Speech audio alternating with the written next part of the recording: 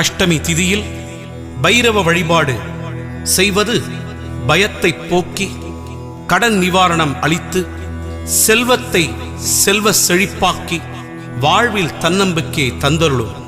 இந்த நாளில் மாலை 4:30 மணி முதல் 6 மணிக்குள் திருவிளக்கேற்றி வீட்டிலேயே இந்த பைரவர் போற்றியை சொல்லலாம்.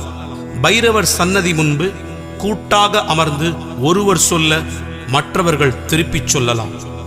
பைரவர் அருள் திண்ணமாகும். ஓம் பைரவனே போற்றி, ஓம் பயநாசகனே போற்றி, ஓம் அஷ்டரூபனே போற்றி, ஓம் அஷ்டமி தோன்றலே போற்றி, ஓம் மயன்குருவே போற்றி, ஓம்